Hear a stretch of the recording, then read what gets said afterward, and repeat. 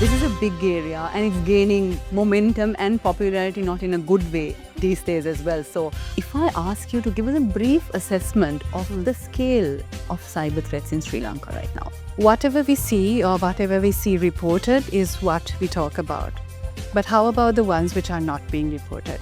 One of the main things that we'll have to look into is that this is the opportunity for Sri Lanka, because this is where we are looking towards gearing through for a digital economy, right?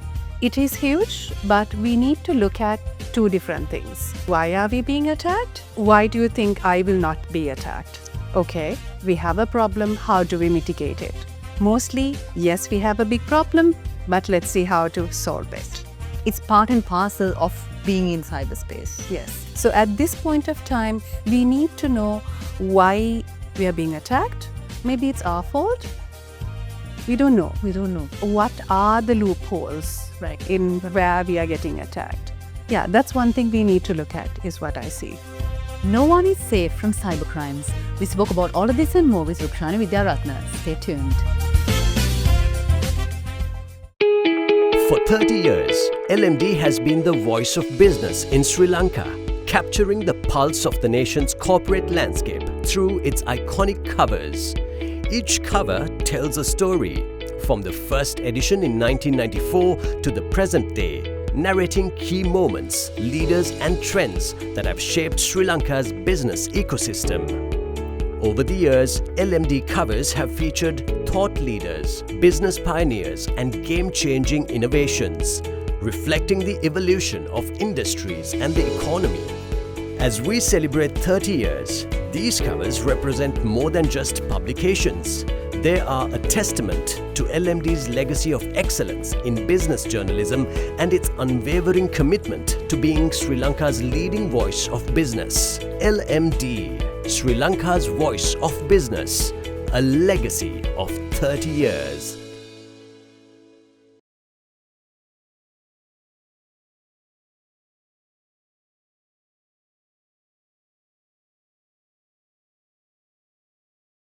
Hello and welcome to LMDtv. The topic of conversation today is cybersecurity, and I'm here with Rukshanie Vidyaratne, the Asia Policy Lead and Senior Program Manager, Inclusive Economic Development at the Asia Foundation. Welcome to our show. Thank you very much for inviting me. Lovely to have you. This is a big area and it's gaining momentum and popularity not in a good way these days as well. So if I ask you to give us a brief assessment of the scale of cyber threats in Sri Lanka right now. Okay, so if I start like this, whatever we see or whatever we see reported is what we talk about. But how about the ones which are not being reported? So this landscape currently, the threat landscape currently is, I'll say it's huge, but I don't want to scare people off also. One of the main things that we'll have to look into is that this is the opportunity for Sri Lanka, because this is where we are looking towards gearing through for a digital economy, right? So we need to really look forward to it. So let's be positive. There will be problems like this. It is huge, but we need to look at two different things.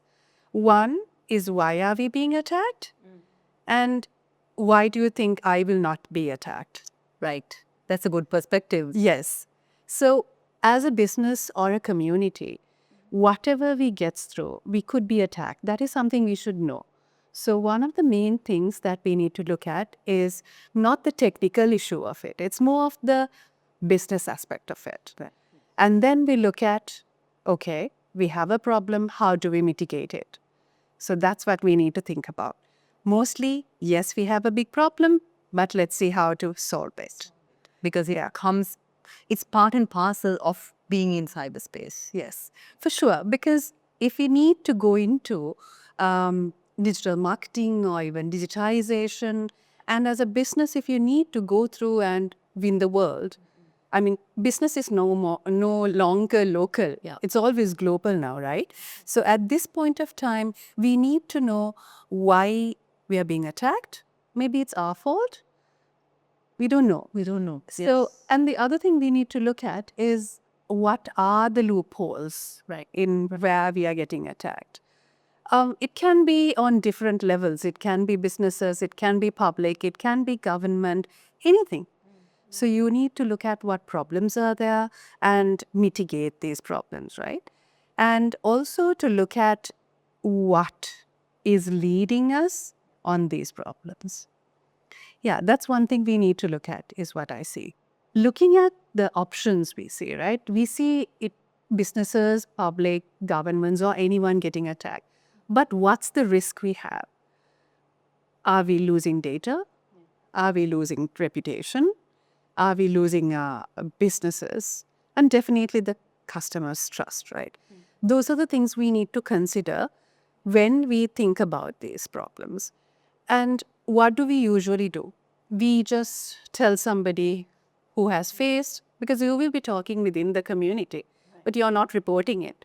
That's the main problem. So if you don't report it, if you don't have the incident reported, then we don't know how to counter these problems. So when the threat landscape is expanding, it's never ending because the technology expands, right? It definitely, it's global. So what happens is that our resilience should be also expanding. It should be increased. It should be, covered up with everything, right? So we need to look at all these things. We need to look at, yes, the technology advancement, and we need to go with the flow if we want to go global, if we need to change the things, and also to definitely for trade. But how do we look into our cyber resilience? What sort of practices we should have? How should we report these incidents, and to whom to report these incidents? And definitely the awareness of what's happening. If we keep things low, it's not really going to help, because you need to speak more about it. Once you speak about it, the solutions might be in different places.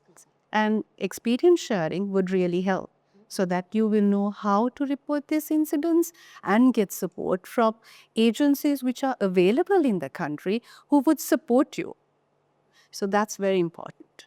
Lots to talk about.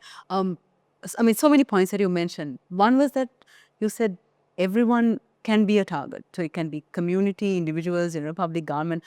If I ask you, this might be an unfair question, but if I ask you, which stakeholders are most vulnerable? Okay.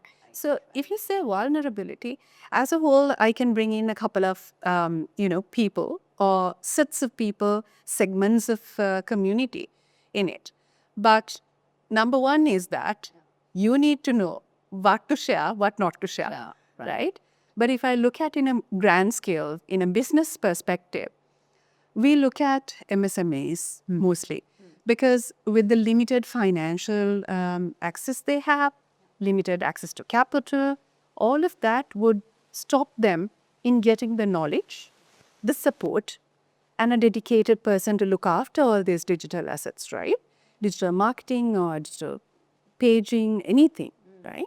And then what will happen is that people who would not want all this information will get the information, and they will try to fish your information. The normal, we say phishing, and it can be also a ransomware attack. It can be due to ransomware attacks or Trojans or malware attacks or impersonation.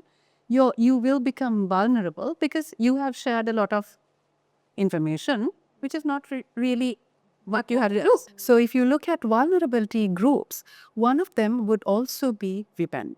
Right. Unfortunately, because they have become a lot of romance fraud victims.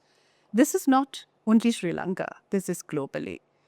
And also I feel like it's high time that we don't really look at a gender perspective, Yes. but bringing it into streamlining into the whole planning of policies or whatever we do. And then the problem there is with the women SMEs in Sri Lanka is, again, your knowledge of digital literacy, right? And that's very important. And without that, you are just naturally a victim. And you, again, I come back to reiterate, you should report the incidents, and then you should know what to share, what not to share. So as a business, it's the same. As a person, it's the same. So you need to look at all of these things. And we also think about elderly citizens, right? Senior citizens, because they have certain level of digital maturity. And not forgetting the digital divide in Sri Lanka, we need to think about who can afford technology, who cannot afford technology, and how knowledge is being transmitted to them, and whether they are gathering what it's taught. There are many options where you have trainings and awareness campaigns, but are you really capturing the right audiences? So that's also one thing. So the elderly citizens come there, and they have so much confidence in government agencies, right? I mean, if we go there, they will definitely say, "Okay, I went to this government agency. They were really helpful, and it back in the day, this is how they were doing things, and I'm happy that the." So just imagine you getting this elderly citizen or a senior citizen getting a call and saying, "Hi, we are offering this facility. Are you happy to take this up? If so, you might have now received a 6-digit code. Will you please share it with me?" Will they share it or not? They would definitely, without a doubt. Without a doubt. And if it's a bank, it's far more worse, right? They will definitely say, "Oh, right, this is my bank. I know." They're programmed to trust. Trust. So trust is something we need to work on. Digital trust is something we really need to work on. We need to balance on that. We need to feed on that, because we need digitization. That is imperative. It's just out there. Yes. You can't without it. That's right. So you need to support all of these vulnerable communities, as I mentioned, the SMEs, the women SMEs, particularly women in general, elderly citizens, and also the younger, the generations. Because they are born into the technology either, they're used to it. So because if you are born to it, then you think, okay, everything's fine with it. It would have been the same for us when we had TV. For sure. Yes. We would have believed everything we saw. Everything we saw on TV. Yeah. So just like that. So you can't blame them. So you need to be vigilant, and you to take precautions on security, on cyber security, because that is important. And you need to make sure that you give the proper awareness. You shouldn't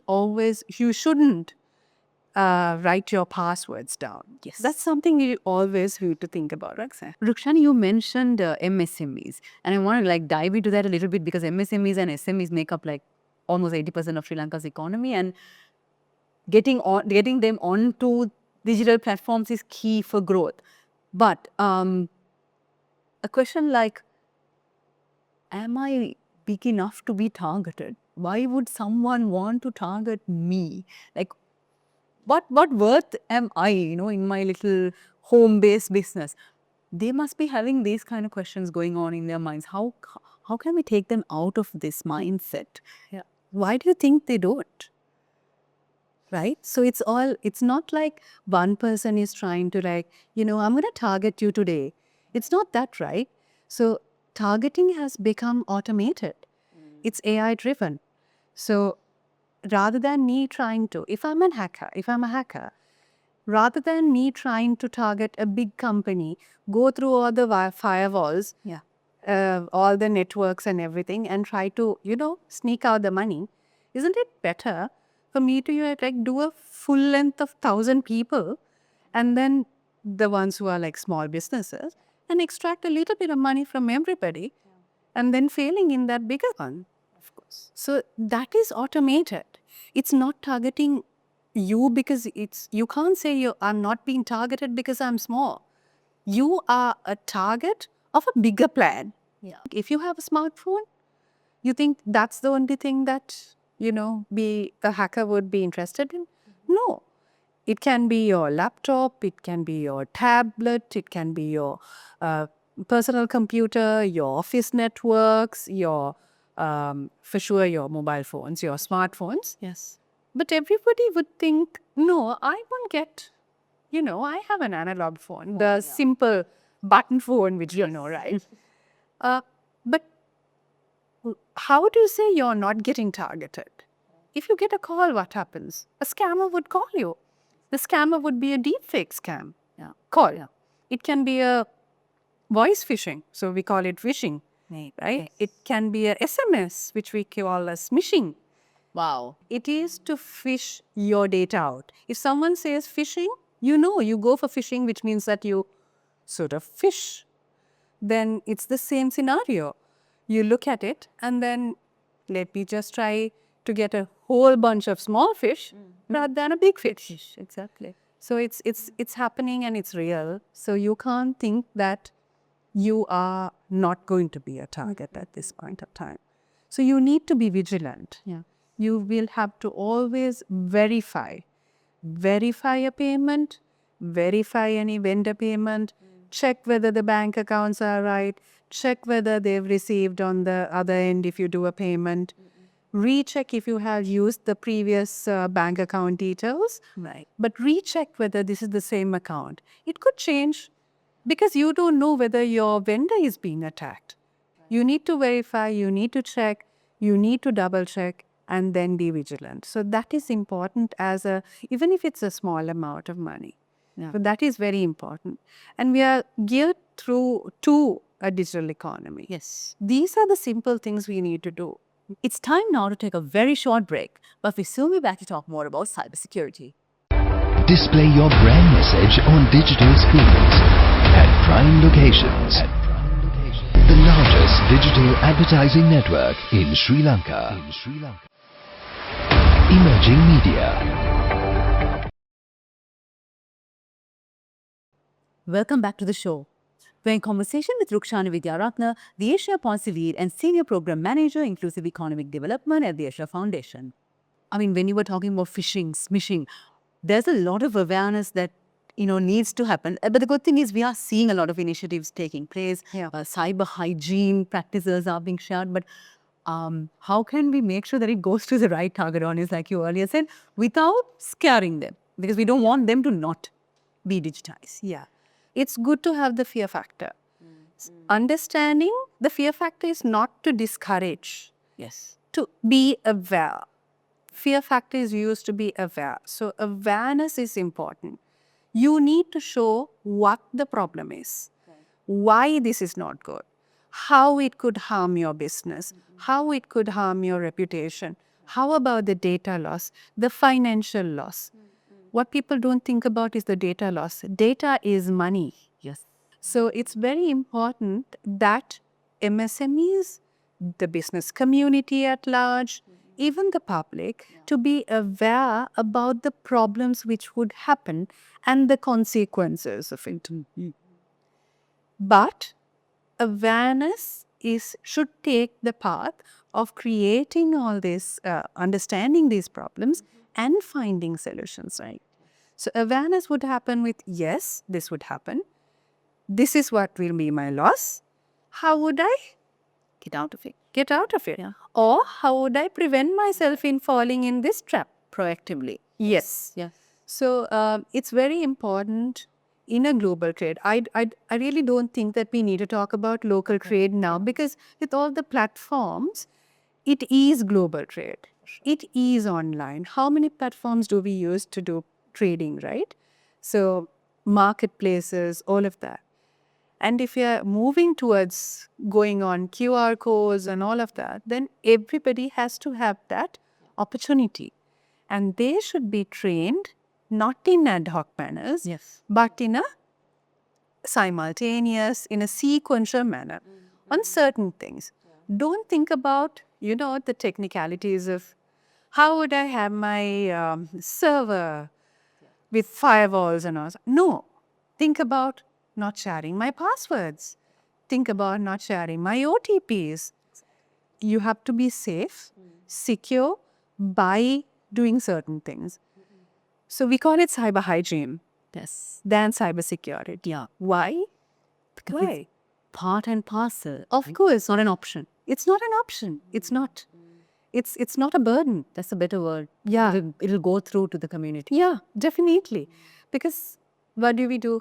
Okay, we get up in the morning, brush our teeth. Everybody might. He's Vakriti.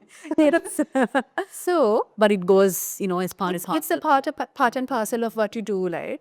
and you have a wash, and then those are the hygiene practices. Yeah. So what did we do in COVID-19?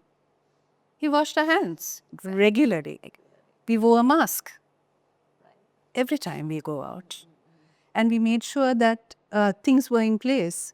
We maintained social distance. Cyber hygiene is just like that. You don't share your password.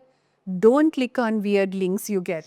You get links saying that, oh, you won a luxurious car. Oh, wow, that's so funny, isn't it? If you're getting it like that very easily. Yeah. So things like that. You don't click on links, which are suspicious links. Don't try to give your OTP to people who calls you, Yeah. sends you WhatsApp messages, and then don't go and click on different sort of games, Yes. right? And you want to buy an asset? Okay, I need to go and watch a video. I need to go and check on this thing. All right.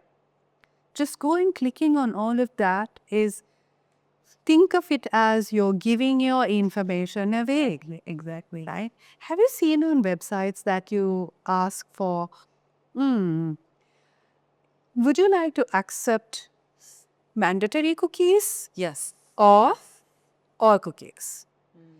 You never check on that. You just say, okay, for all cookies. But it's wrong. Why am I giving all my information to people who might never see? I don't know. Yeah. Right? Would you give your phone number to anybody? You don't know. Will you give your toothbrush to anybody? No. Just like that. So it's very important to know that you need to have your safeguards up. No password sharing, no OTP sharing, no clicking on suspicious links, and also update your softwares. Yeah. It is very important. A software update would always bring you with the newest updates to vulnerabilities, like these bugs, like bugs is things which come on like your websites or your softwares which you're using or your applications in your computers, your smartphones, anything. So all of these, why do these companies send us updates? Yeah. Because they had nothing better to do? No, right? Because they're trying to patch things up and create safety for the user. So you need to update your softwares and stop sharing all your pictures, your life story on social media. It's your responsibility at the end of the day. One of the main things which I would like to add is also about the cybersecurity paradox. Okay. It is definitely a paradox because MSMEs are aware of the problems. Right. They know what happens if something goes wrong. They know that they shouldn't do these sharing kind of details also, right? But they don't take adequate mitigation, support. They won't because they think, they think that it's a burden. Right. They think it's not a main thing, main operational activity they need to focus on. Right. So even though they know that there's a risk like that, Yes. or risk like massively affecting your business, in urban or rural, I'm saying, it's prevalent. Right. But they're not taking mitigation activities because they don't understand that digitization or being digital or using digital tools are actually an enabler. Right. They take it as, okay, I will do it when I have more money. Right. I'm just surviving. I'm barely surviving at this point of I time. don't want to think about this right now. Yeah, I'm too small of a company, just like we discussed before. So I really don't need to think about it. But again, to point one we were discussing, Yes, sir. you're just a part of the grand plan. And so because of that, you need to think about that. You need to understand that digital tools are enablers to improve your business, to take it to the next level. For you to do that, you should think about it as a burden. Yes. So that paradox has to be broken. Wow. That cycle has to be broken. Interesting insights, Rukshanie. I mean, it's been such an amazing conversation and so insightful. I'm like, I have a list of questions which I'm not asking you. But if I ask you like a concluding question, I know we cover this throughout, but as Sri Lanka is moving towards becoming a digital economy, um, cyber resilience is going to be the name of the game, right? How can we make sure that the country strengthens? If you can highlight some priority areas. Yeah. Anything the government does in moving into a digital economy has to be supported with cyber resilience. Yeah. Whether it's people, whether it's processes, whether it's procedures, whether it's institutions. You cannot only support institutions, you need to support individuals to create the trust. The digital trust is key. Yeah. And resilience come with it. If you trust the system, then that system should be resilient, secure, and inclusive. Wow. So 3 things we need to look into. How to be a secure country on digital economy, how to be inclusive, how to be prepared on problems, and resilient to these things.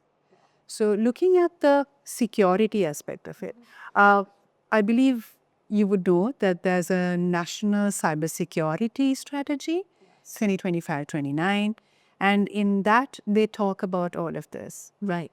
It looks at a secure, resilient, and inclusive ecosystem. Inclusive is very important. Inclusivity brings in different languages. Yes.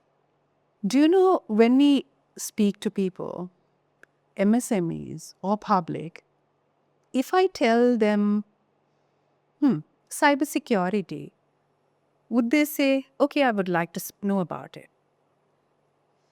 Very unlikely. Yeah. But if we tell them, do you know how to protect your password? Then I'm slightly interested in it, right? And if you tell them with an example, if you write it down and then if you lose it, and then you lose all your contact details of your phone, Then it hits home. it hits home. So just like that. So that, how would I tell it in English? How would I tell it in Sinhala? Because How we would don't I- have some of the words in Exactly. We don't have the Sinhala. vocabulary for this. If you tell this in Sinhala or Tamil, you might need a dictionary to take along. Exactly. So that is why we need to normalize these things, the words. You need to talk about it more often. You need to bring that aspect out. Just like we need to talk about incident reporting. So as a country which is heading towards or really driving, gearing towards digital economy, we need to look at this. Right. How could we not forget about the digital divide then? Of course. So how do we mitigate this? We need to train people. We need to train our younger generation. They need to be aware about these things. The education system should support these things because it's evolving. Can we ever match the digital gap? Can we bridge it? Okay, we might. We might. But who's running beyond that? The technology is evolving. The gap is evolving. It's a matter of reducing it. Yeah, right. Because we'll always be one step behind. The Yes. To be that, we need to keep on updating ourselves. We are currently working in 13 countries in creating awareness for cyber security. Let me say cyber hygiene, which is the more better termed and more digestible. And we are working, we are understanding, we are learning from each other in the Southeast Asia, South Asia, the Asia Pacific as well. So looking at what problems are there. And to be honest, the problems are similar. The actions taken are the ones which we need to think about. So as the Asia Foundation, we are working with MSMEs and in these countries, and it is also supported by google.org.